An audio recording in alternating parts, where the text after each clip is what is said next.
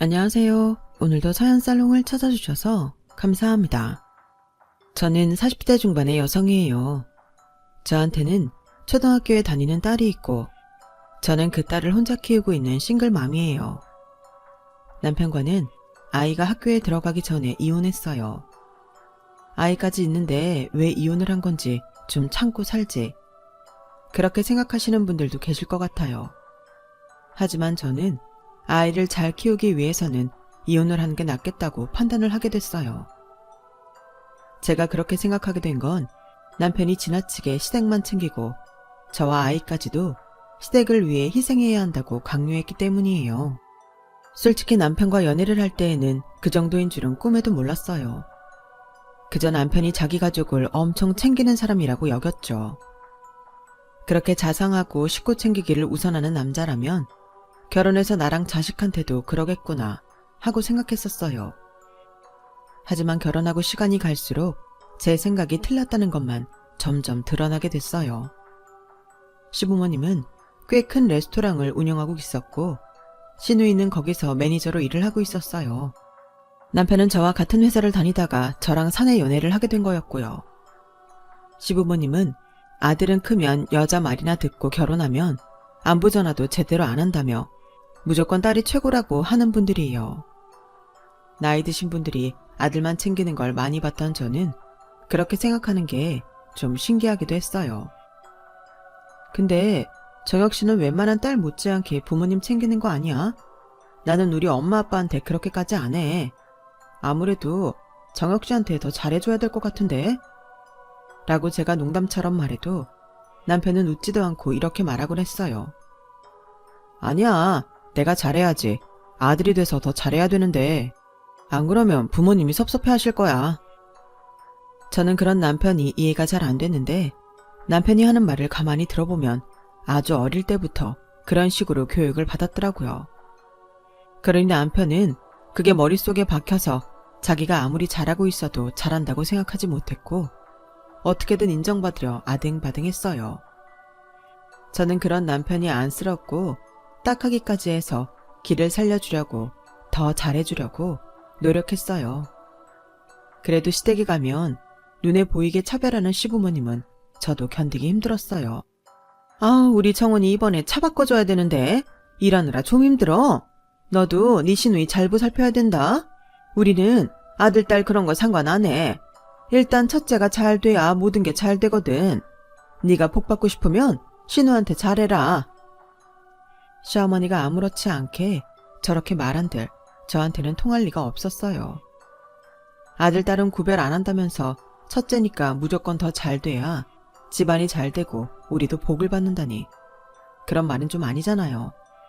하지만 남편은 하도 어릴 때부터 그렇게 자라서인지 늘 부모님과 시누이 말이라면 설설 키고 잘하려고 애를 썼어요. 사람이 너무 저자세로 나오면 무시한다는 말 있잖아요. 그게 부모 자식 간이라도 다르지 않은 것 같아요. 남편은 시댁에 하나뿐인 아들인데도 늘 무시당하기 일쑤였고 덩달아 저까지 천덕꾸러기 취급을 받았어요. 거기다 저희 친정이 지방에서 농장을 한다고 시댁에서는 결혼할 때부터 저를 별로 안 좋아했거든요. 이런저런 이유가 겹쳐서 저 역시 거의 일꾼처럼 대했어요. 너 이번 주말 우리 집에서 네 시아버지 모임 있는 거 기억은 하고 있니? 알고 있으면 미리 음식할 거 주문도 해놓고 몇 시에 오겠다 얘기는 해야 되지 않겠어? 우리 보고 네가 언제 오는지 마냥 기다리라는 소리야? 이런 식으로 툭 하면 트집을 잡았고 제가 돈 들여서 음식 재료며 과일에 술, 음료수까지 다 사고 아침부터 가서 뼈 빠지게 일을 해도 저는 시부모님 지인들한테 며느리라고 제대로 소개해주는 적도 없었어요. 그런데 정말 웃긴 건 이럴 때 남편의 태도였어요. 저는 남편도 똑같이 부당한 대접을 받으니 저를 이해하고 위로라도 해줄 줄 알았죠. 하지만 남편은 이럴 때에는 마치 자기도 시댁과 한 몸인 것처럼 저를 무시하는 말을 서슴지 않았어요. 미정아, 니네 집 별 볼 일 없는 거 사실이잖아. 엄마가 틀릴 만한 것도 아닌데 뭘 그렇게 섭섭하다고 그래. 너 같으면 시골에서 손바닥만한 채소밭 가꾸시는 사돈 친구들한테 얘기하고 싶겠어? 그런 것까지 뭐라고 하지 좀 마. 그래? 정혁 씨는 어떻게 그렇게 부끄러운 집 딸인 나랑 결혼했어? 더 나은 집 딸하고 결혼했으면 그래도 지금보다는 부모님한테 인정받았을 텐데? 왜? 그런 집 딸은 사귈 자신 없었나 보지? 지금 나한테 빈정대는 거야? 우리 부모님 때문에 기분 나쁘다고 나한테 이러는 거냐고. 정혁 씨야말로 우리 집이랑 나까지 우습게 보는 게 어이없어. 내가 틀린 말 한 것도 아닌데 왜 발끈해? 나보고는 발끈하지 말라면서 정혁 씨는 왜 그러냐고. 이런 식의 다툼이 큰 싸움으로 번지기도 했고 저와 남편의 사이도 점점 불편해져 갔어요. 한 번은 친정에서 채소들을 특상품으로만 시댁에 보낸 적이 있었어요. 그걸 받은 시어머니는 득달같이 저한테 전화를 했더군요. 니네 집에서 채소들을 잔뜩 보내왔는데 이거 누가 다 먹어? 이렇게 대책 없이 많이 보내기만 하면 무조건 좋아할 거라고 생각하셨나 봐. 하여간 사돈어른들 생각 없으신 건 알아줘야겠다. 그리고 우리 정은이네는 안 받았다고 하는데 사돈 양반들은 왜 우리 정은이 챙기는 걸 매번 까먹으시는 거니? 혹시 치매 진단 이런 거 받으신 건 아니지? 어머니, 그건 아니죠. 어머니한테 보내면 형님 댁에도 보낼 거라고 생각하셨겠죠. 이렇게 남의 손 2번 가게 하는 게 무슨 선물이야. 이런 건 도리가 아니지. 그리고 이런 푸성기 좀 그만 보내시라고 네가 잘 말씀드려. 우리는 아무 데서나 나오는 거 안 먹어. 다 땡땡백화점 식품관에서만 사온다고. 저희 채소도 좋은 데로 다 들어가는 거예요. 품질이나 맛은 걱정 안 하셔도 돼요. 해봐라. 니네 부모님이 뭘 안다고 대단한 채소를 키우겠어? 아무튼 됐으니까 다음부터는 보내지 말라고 전해라. 채소를 많이 준 것도 불만이고 신우한테는 안 보낸 것도 불만인 건 그래도 참을 수 있었는데 멀쩡한 부모님한테 치매라니 이건 너무 선을 넘은 것 같더라고요. 저는 화가 머리끝까지 났지만 최대한 꾹 눌러 참으며 말했어요. 못 드시겠으면 저 주세요, 어머니. 제가 가지러 갈게요. 그리고 형님도 어머니가 그렇게 못 믿으시는 채소 어떻게 드시겠어요? 그냥 저 다 주세요. 먹든지 버리든지 알아서 할게요. 호모? 너 지금 기분 나쁘다고 시위하는 거니? 아무리 저희 친정이 어머니 눈에 안 찬다고 해도 멀쩡히 건강하신 분들한테 치매냐는 말씀을 하시는 건 아닌 것 같아요. 저희 부모님 그런 말씀 들으면서까지 선물 보내실 만큼 아쉬운 분들 아니세요. 솔직히 어머니도 저희 부모님이랑 나이대 같은데 아무리 상대가 마음에 안 들어도 어머님한테 치매라고 말하면 어머니는 기분 어떠시겠어요? 제가 지금 가지러 갈 테니 그대로 그냥 주세요. 제가 평소와 달리 워낙 강하게 나오니 시어머니는 더 이상 말을 못했고 저는 바로 시댁으로 가서 채소를 가져왔어요. 그런데도 남편은 오히려 저를 몰아세우더라고요. 아니, 엄마가 지나가는 말로 한 걸 뭐 그렇게 곤두세우고 그래? 엄마가 얼마나 무안했겠어. 미정이 너는 가만 보면 니네 부모님밖에 안중에 없더라. 그게 정혁 씨가 할 소리는 아니지. 자기네 식구밖에 보이는 거 없어서 자기 아들 병원 가는 것도 내팽개친 게 누군데 그래? 제가 소리를 빽 지르자 남편의 눈동자는 갈 길을 잃은 것처럼 방황했어요. 그도 그럴 게 바로 전주에 남편은 시누이네가 주말 여행을 간다고 그 집 운전사 노릇을 하느라 정작 아들이 갑자기 밤에 열이 나서 응급실에 갈 때에는 옆에 있지도 않았거든요. 그런데 시누이 아들이 달리다가 넘어져서 무릎이 까졌다고 호들갑을 떨며 걔를 데리고 종합병원 응급실에 가서 엑스레이까지 찍는다고 연락도 되지 않았어요. 게다가 그 병원비까지 지가 다 지불했고요. 저는 아이가 갑자기 고열이 나서 어쩔 줄 몰라 발을 동동 구르고 난리가 났었는데 말이죠. 이러니 저는 남편을 안타깝게 생각했던 마음조차 사라졌고 이 사람이 나랑 우리 아이를 뭐라고 생각하는지 이 집의 가장은 맞는지 갈수록 불신만 커져갔어요. 부모한테도 누나한테도 아무리 잘하고 자기 돈 다 갖다 바쳐도 찬밥 신세 면하지 못했던 그 사람이 딱하고 안 돼서서 어릴 때부터 아주 단단히 세뇌가 돼서 뭐든 그들에게 맞춰주려고만 하는 그 사람을 나라도 잘해줘야지 했었는데 오히려 자기가 자기 식구들 부모가 지한테 하듯 하는 걸 보니 제 마음이 떠나는 건 인지상정이었다고 생각해요. 그러다가 정말 기가 막힌 사건이 터지게 됐어요. 시누이 생일을 하루 앞둔 날이었는데 친정엄마가 갑자기 응급실에 실려갔다는 거였어요.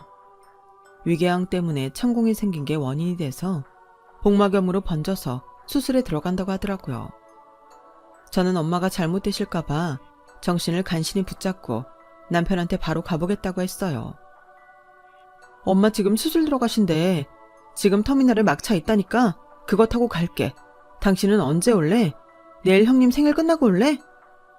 무슨 소리야. 이 밤에 어딜 간다고 그래? 내일 우리 누나 생일은 어쩌고? 당신 없으면 일 누가 하냔 말이야. 이제 와서 급하게 사람 구하기도 힘들 텐데 이런 식으로 했다가 엄마랑 누나 기분 상하면 어쩌려고 그래? 아니 지금 어머니랑 형님 기분 상하는 게 문제가 아니잖아. 엄마가 복막염으로 수술 들어가셨다니까? 그럼 수술하고 입원하시겠네. 돌아가신 것도 아닌데 뭔 호들갑이야. 원래 맨날 첫날 밭에 나가 일하던 사람들은 건강하다니까.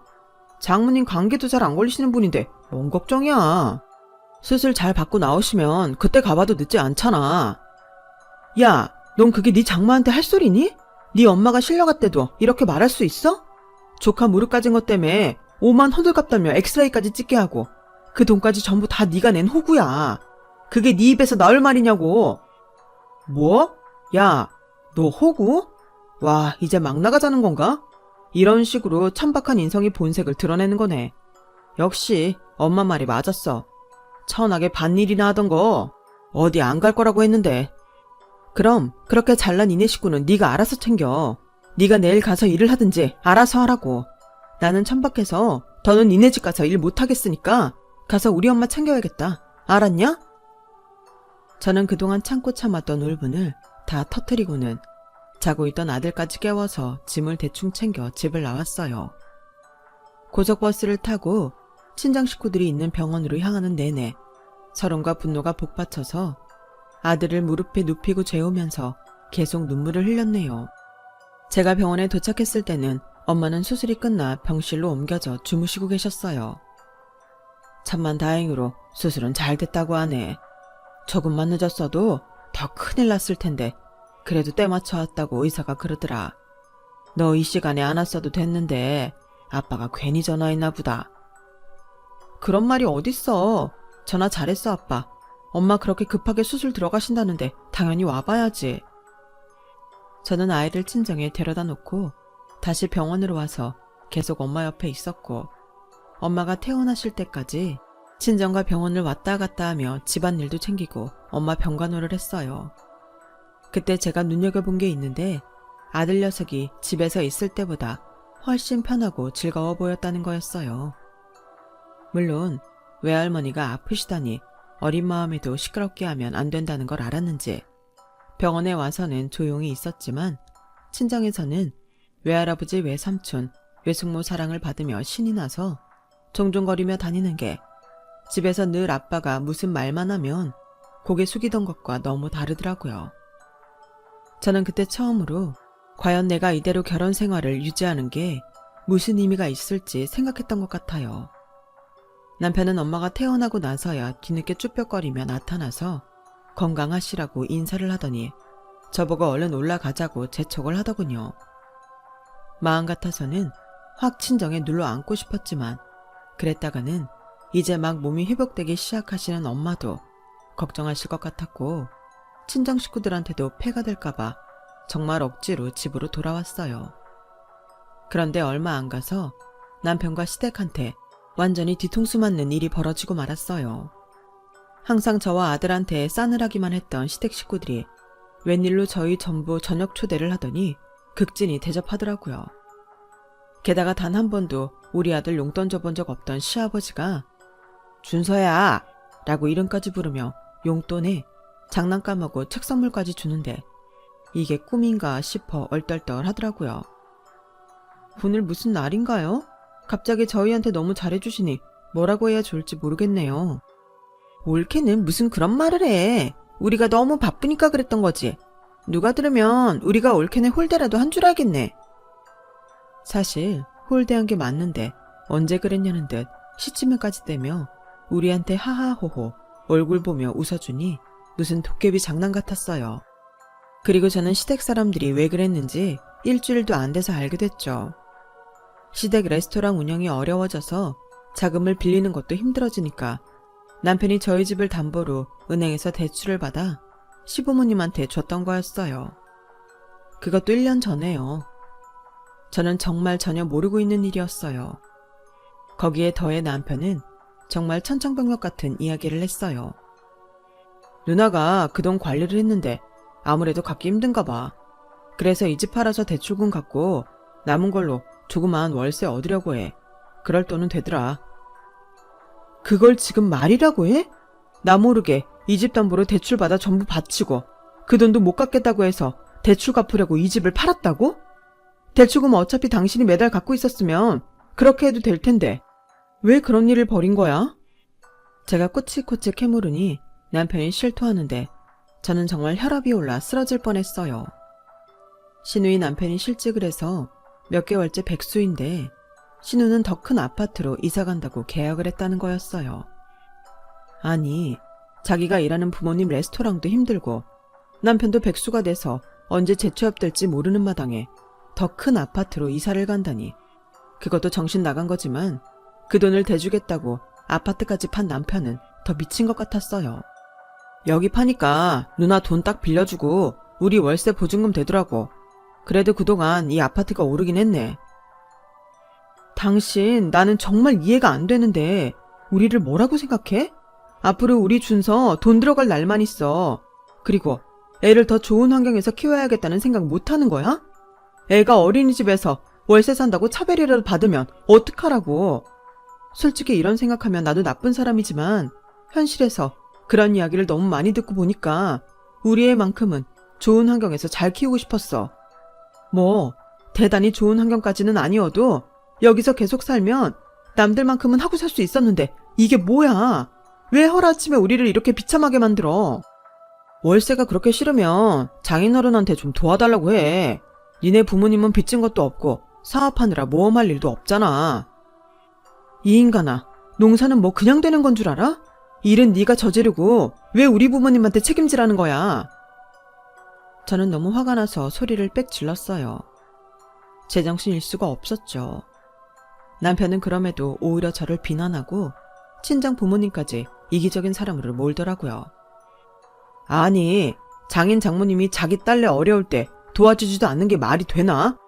우리 부모님은 돈 때문에 잠도 잘 못 주무실 텐데 당신 부모님은 그런 것도 아니면서 돈 한 푼 안 내놓으시면 안 되지.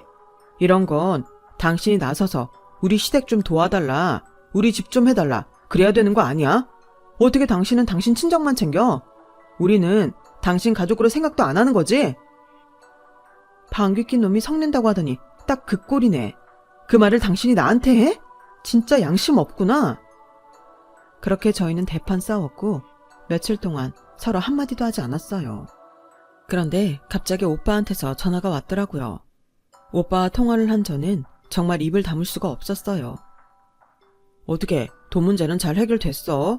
매제가 전화와서 니네 갑자기 이사가게 됐는데 돈이 모자라는데 나한테 도와줄 수 없겠냐고 하도 사정사정해서 내가 엄마 아버지 모르게 그냥 1억 넣어줬어. 이제 다 잘 되고 있는 거지? 뭐라고? 1억을 그 사람한테 줬다고? 언제 그랬는데? 너 미정이 모르고 있었던 거야? 매제는 네가 미안해서 말 못하겠다고 했다던데. 그래서 네가 매제한테 얘기 좀 해달랬다고 그러더라고. 저는 그 이야기를 듣고도 화를 참을 수가 없었는데 집에 온 남편은 제가 따지기도 전에 정말 개소리를 짓거리더라고요. 와, 당신도 그렇고 장인 장모님도 그렇고 지독하다, 지독해. 형님이 바로 1억 보내주는 거 보고 알았잖아. 돈이 그렇게 있으면서 여태까지 없는 척하고 살았다, 이거 아니야? 어쩌면 사람들이 그렇게 지독해? 당신은 더한 사람이고 말이야. 우리 부모님 정도 인격이 되니까 당신이나 당신 집안 참아준 건데 돈을 꽁꽁 꽁쳐놓고 입 딱 닫고 있었네. 와, 나 진짜 어이가 없어. 너 진짜 사고회로 이상하게 돌아간다. 김정혁 씨, 너무 어릴 때부터 찬밥덩이로 살다 보니 생각하는 것까지 삐뚤어진 거 진작에 알고 있었지만 그래도 나쁜 사람은 아니라고 생각했는데 뭐가 어째? 우리 친정에서 돈 받아 먹은 것도 모자라서 감히 우리 부모님까지 모욕을 해? 너 두고 봐, 내가 어떻게 하는지. 두고 보자는 사람 제일 안 무서운 건 아나 몰라? 네가 대체 뭘 어떻게 할 수 있는데? 그래, 그게 뭔지 나도 기대하고 있을게. 그 인간은 저한테는 막말을 퍼붓고 뒤로는 다시 친정 부모님한테 전화를 해서 우리 형편이 어려워졌다며 우는 소리를 했더라고요. 얘, 김서방 말이 다 사실이니? 니네 아파트도 팔고 월세 가게 생겨서 네 오빠가 1억 해줬다며.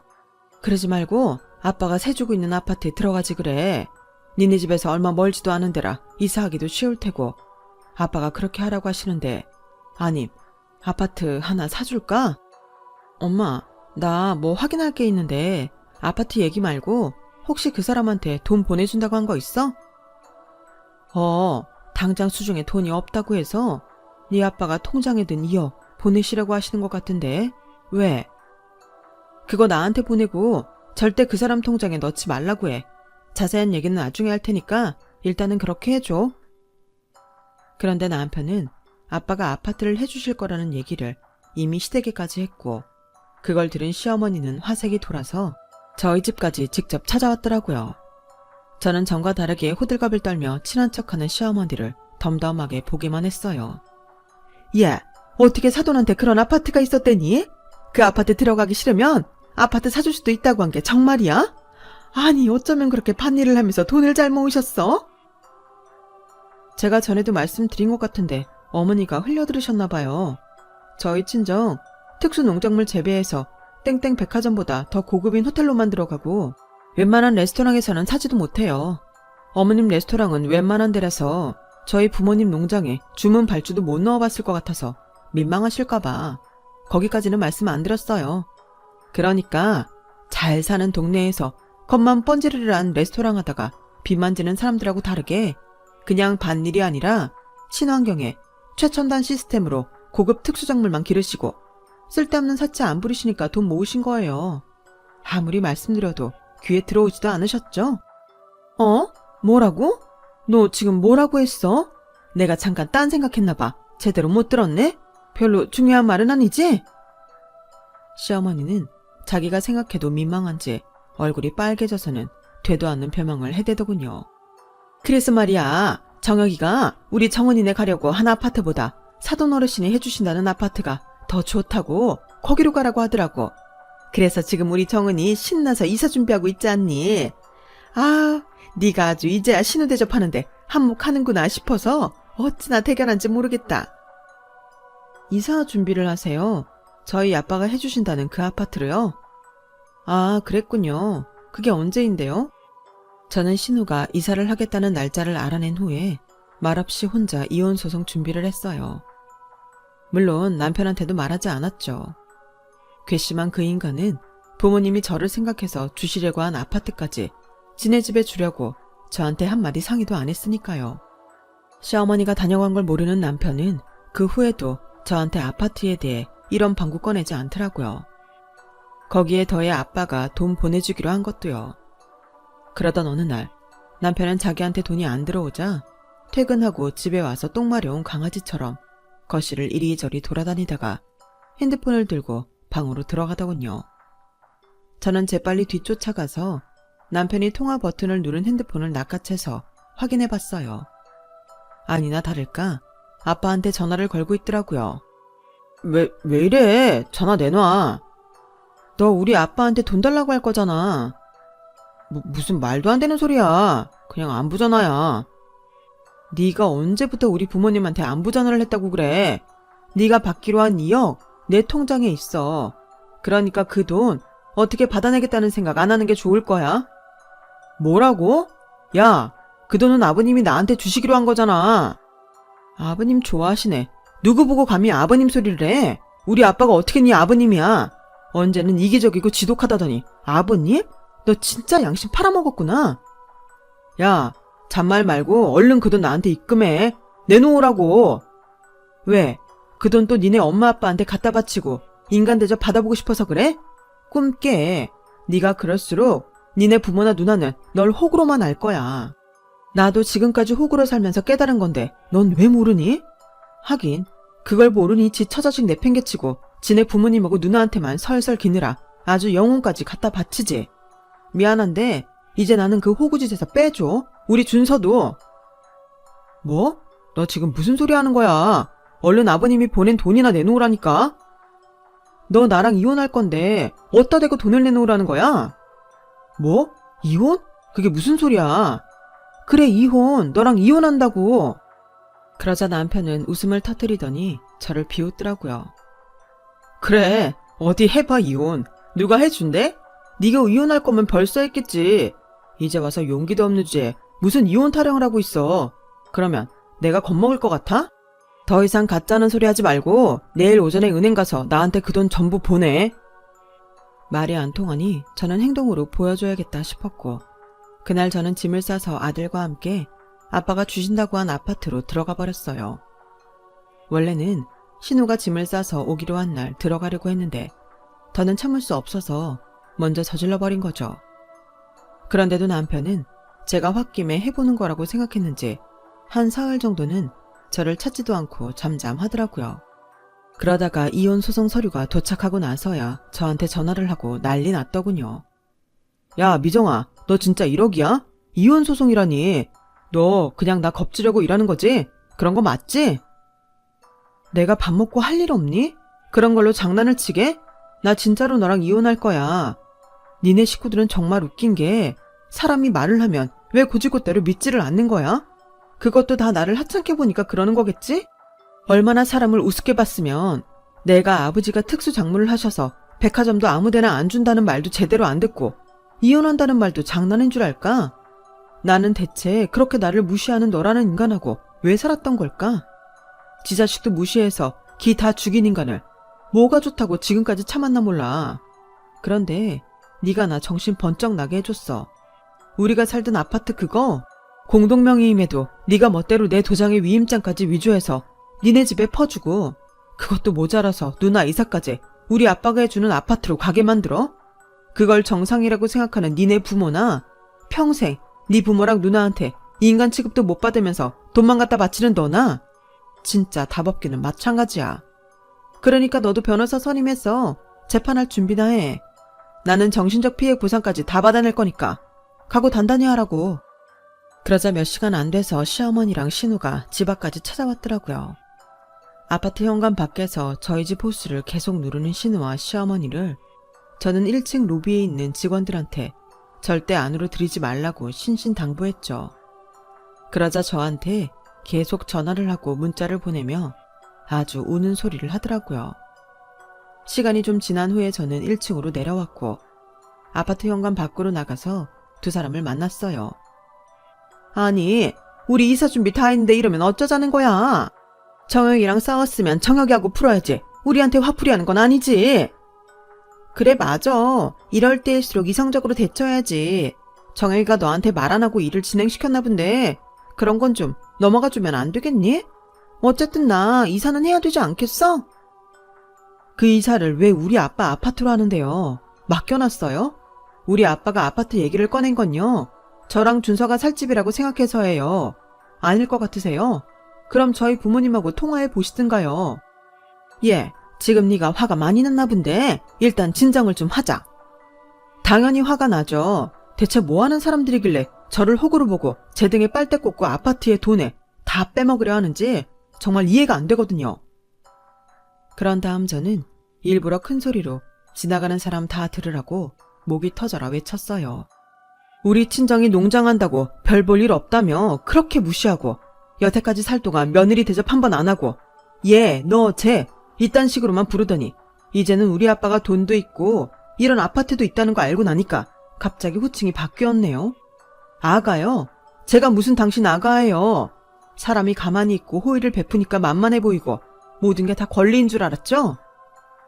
그러고 있는데 저만치에서 헐레벌떡 뛰어오는 남편놈이 보이더군요. 저는 그 인간이 도착하자마자 더 큰 소리로 말했어요. 김정혁, 지 부모 입만 입이고 지 누나네 식구 귀한 줄만 알고 정작 자기 아내랑 자식은 지들 식구가 무시하는 그대로 똑같이 무시하면서 지 자식 밤중에 열이 나서 아픈데도 전화는 안 받고 지 조카 무릎 까진 것 엑스레이까지 찍고 장모님 복막염으로 응급실 실려갔다는데 반일하는 사람들 건강하니까 가지 말고 네 누나 생일잔치에서 일이나 하라고 해놓고 누가 누구더러 이기적이라고 해. 이렇게 말하고 보니까 정말 지금까지 너라는 놈하고 산 내가 병신이고 호구다. 너 우리 오빠한테 받아간 1억 당장 내놔. 안 그러면 나 너 고소하고 네 월급 다달이 빼갈 테니까 그런 줄 알아. 그리고 앞으로 네 부모랑 누나한테 호구 노릇하고 싶으면 네 능력만큼만 해. 왜 남의 집 재산까지 다 털어서 니네 식구한테 주는 건데 남의 돈은 돈도 아니냐? 그러자 지나가는 사람들하고 아파트 경비 직원들까지 나와서 저희를 보며 수군거렸고 남편과 시어머니 그리고 시누이는 사람들 눈초리가 신경 쓰였는지 더 이상 별말하지 않고 꽁무니가 빠져라 지들 집으로 돌아갔어요. 저는 다음날 다시 짐을 싸서 아들과 함께 친정으로 돌아왔어요.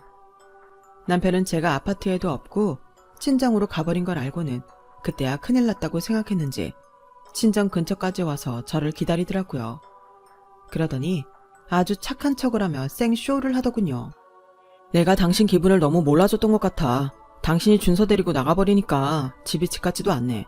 우리 준서 이런 데에서 지내본 적도 없을 텐데 힘들 거 아냐.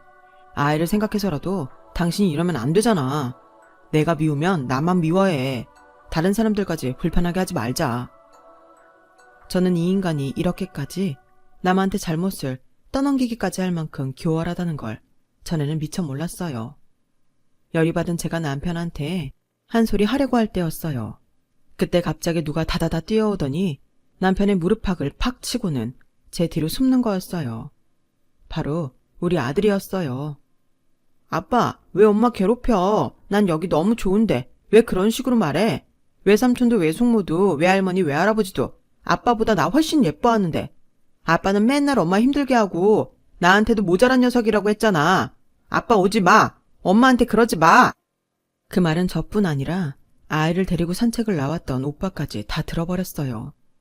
오빠는 잔뜩 굳어진 얼굴로 당장이라도 한 대 칠 것처럼 남편을 쏘아봤고 남편은 어쩔 줄 모르고 고개를 다른 데로 돌렸죠.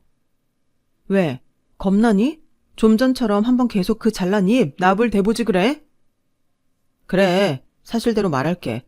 내가 당신 없으니까 불편해. 그러니까 이러지 말고 우리 다시 잘해보자. 응? 잘해볼 게 있긴 해? 그런 거 없잖아. 그리고 너 나 없어도 니네 피부치들만 있으면 되는 인간이야. 네가 지금까지 보여준 게 그거잖아.